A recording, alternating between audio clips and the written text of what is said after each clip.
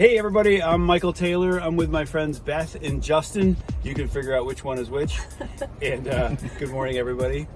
Talking about money, and I thought I would ask you all, because I don't think I know this exact answer. What is your level of comfort when it comes to money? Let's say a scale of 1 to 5. How am I feeling about my money? And you could have different answers. Ooh, do you want to go first? Oh, okay. I'm gonna go with a 4. 4, that's pretty high. I would go with a 6.5. On a scale of 1 to 5? Oh, 1 to 10. 4. Okay.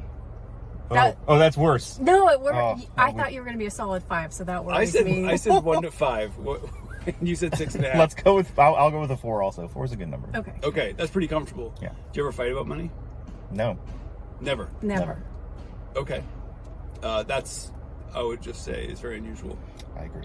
Yeah. Okay, good. If you asked me before we got together if I liquidated 401ks and investment accounts to make impulse purchases, I absolutely 100% had a Harley at one point that was paid for with a liquidated 401k account. She's laughing. Is she laughing because she's embarrassed? Or she's not laughing because that's new news. She's just like, I can't believe you're saying that. It was tiny. It was like $2,000. No, this is new news? This is new. Well, you knew about the 401k that I had to liquidate when the short sale and I got laid off. Assumed. That was yeah, I assumed. It's not a big deal because that was pre-Beth. There's post-Beth and there's pre-Beth. I want to talk about that. Yeah. I think she also recognizes like my need for like sometimes I'm gonna go spend money on something, and she's very okay with letting me do some stupid stuff every now and again, as long as it's something she knows like, okay, well, it's not really sacrificing our future.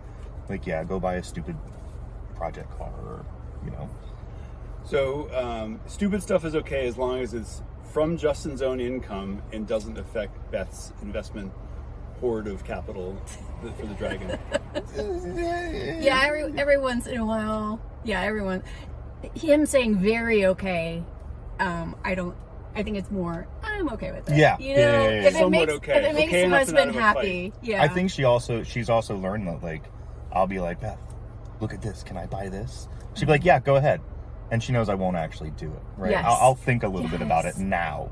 Whereas before I would be like, oh, it's only going to put me $2,000 in debt. Like, I'm going to go do this. And I think the idea that now it's not $2,000 in debt, now it's $2,000 out of an investment account, to me is a little bit different. Okay. Like growing credit card balances before was like a sport. I did credit card arbitrage when we haven't started talking about that, and so yeah, I had some debt back in the day. All right, should we dig into Justin's pre-Beth past? Ooh. Is that interesting? You got a big shovel? Okay. How about top 5 bad decisions Justin made pre-Beth? Do you know them? No, this is fun. Go. Oh, you want me to say them? Just list your top 5 worst things you did financially, all pre-Beth. Well, I mean, we can start, very shortly after my 18th birthday when I got a rooms to go credit authorization for like $3,500. What's rooms to go? Rooms to go is like a furniture store? Yeah, it's a furniture Okay. store. I think they have it here, but it was in Florida. 0% for 12 months. Oh, so we don't have to pay for anything, and I get some very nice leather furniture for an 18-year-old was a thing. Okay. Of course, you didn't pay it. And then at 12 months and a day, all that interest accrues from the start, not from that day. Okay. So the balance exploded. Of course, I didn't have money to pay for it, so I just didn't. But I did still get like a Target credit card. I got a DVD player and had all these things. And over like maybe a year and a half, that debt never got paid. And I ended up settling that debt for pennies on the dollar, but tanking my credit score. Okay. At the moment when you're settling, I'm guessing that there is a collection agency coming after you. Oh, yeah. There might be lawyers coming after you for judgments. It wasn't that bad yet. Pre that, but it was collection. You're ducking collection agencies. I was ducking collection. Yeah, on purchases made when you're a late teen. Yes. Okay. Yes. And then you settled that, so you have that experience of you can settle if things get bad enough and they believe you're a absolute deadbeat. Yeah, that was probably one of the worst things I could have experienced, because it put that in my mind. Like, okay, my credit score's done.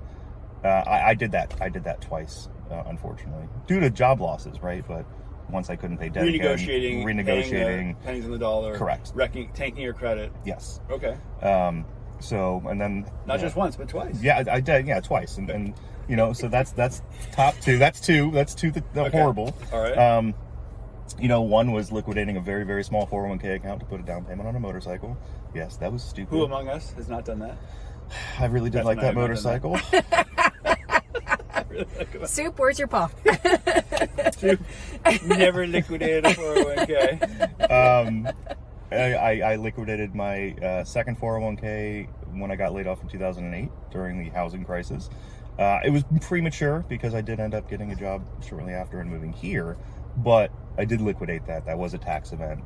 That did hurt as well. Yeah. All right, that's 4 at least. I mean, we can just call the vehicles really stupid, although I mean, I've lost money on vehicles before, but, you know, yeah, vehicle purchases that were not intelligent, well above, you know, what would they consider half your salary is a good target for what you spend on a vehicle. I definitely didn't stick to that. Okay. So I would call that 5. Would you? Okay, I like it. Would you say you have a little bit of a expensive vehicle habit? I have a fun vehicle habit. They don't have to be expensive. Why are you laughing? No, that's a great way to answer that. Yeah, you're exactly right. Yeah. Okay. At this point, I try and pick vehicles I think will either hold their value or gain in value, which is never a guarantee. A vehicle's a depreciating asset. But up to date, I mean, I don't think I've lost money on a car yet. He's really good at that. Until we sell the ones we have now, and then we're going to take a bath. That's fine. So you have a troubled financial past.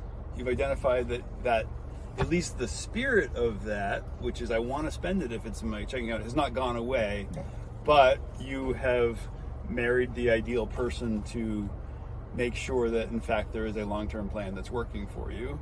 I guess to be a little bit more optimistic, how are you feeling about your long-term financial It could always plans? Be better. It could always be better. Okay. I would put it a different way though. Okay. And no offense to the way Beth puts this, right? She just wants as much money as possible. She doesn't necessarily care how it happens. And what? I mean, as far as growth and where to put myself out. Okay. No, that's going in the highlight reel on TikTok. Just that one line. Sorry. Go ahead. Yeah. This is not a wig. You know, I kind of, I guess I take a little bit of joy in trying to put our money in better investments, right? The real estate stuff that we've talked about before. Okay. And just, you know, putting it in somewhat safe but growing areas so that we can get as much as possible. Okay. So you have taken some pride and spent some time in investing your money for the long term. So that she feels more secure. That's right. To increase her sense of security. Yeah. Okay. But overall, I just wanted to make the point that you had a checkered past, and it's been working out pretty well since Beth, with a growing net worth and a plan for the long run. I would call my past the school of hard knocks, the school of financial hard knocks, right? Okay. And we'll probably get into it, but you know, the things I've learned by doing the wrong things put me in better positions to manipulate the financial institutions later on. So. Manipulate the financial institutions later on. I need to learn more. All right. So Beth, you meet the guy with the Harley. What a catch! So I had a Porsche when she met me. Okay, you had a Porsche. Yeah, the Harley was gone. Okay. So can you give me a little early Justin and Beth? What did you know about his financial habits?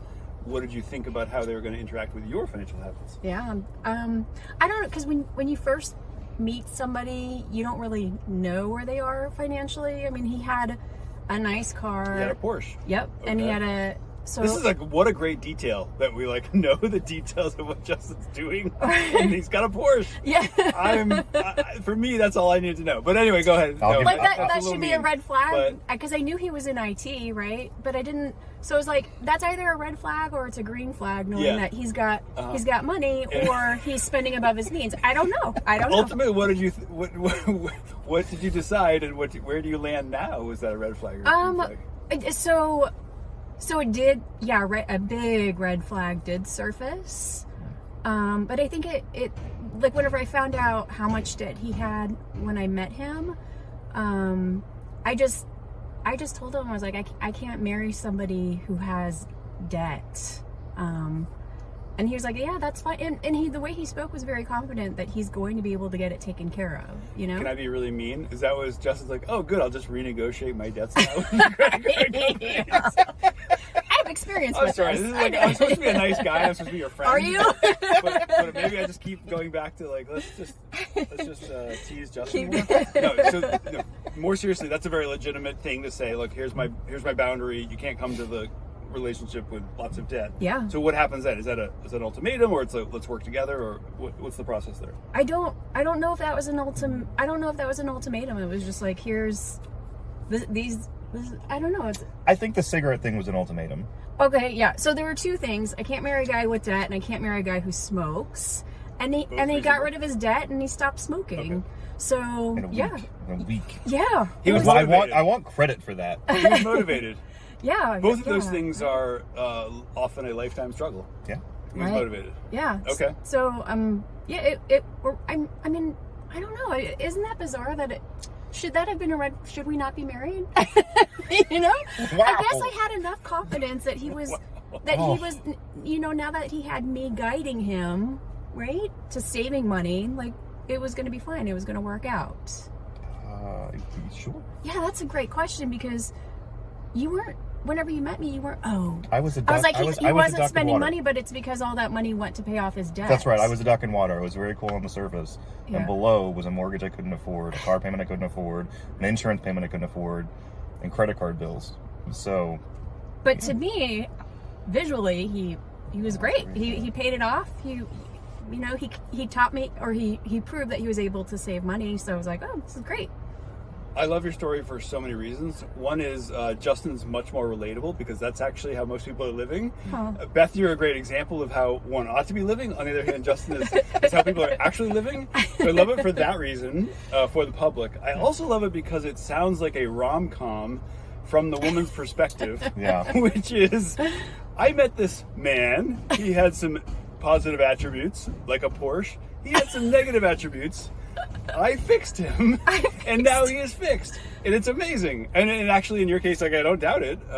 It's working. Rom-com from the female's perspective and nightmare from the male's perspective. But I mean, this is every, this is every plot line of a romance. Is like, well, he had these strengths, but he was troubled, and I told him how he could improve, and he did, which is actually the part where it becomes fantasy rather than reality. But I believe you. I've had enough conversation with Justin. I feel like you guys do have some kind of real net worth growing in a plan, and that you are complementing each other's strengths and weaknesses in a very positive way. But I'm tickled by how close it is to the your story. Like, I couldn't marry a man with debts and who smoked, and he fixed it in a week. This is amazing. And my perspective was, I'm going to show her the world. I'm going to take her out to sushi, and I'm going to impress this girl. And, which is also what she wants. That's also part of the rom-com. No, all I had to do was take her to, like, the Porsche and the sushi. You did it all the right things. The Taco Bell $5 value menu, and she would have been mine.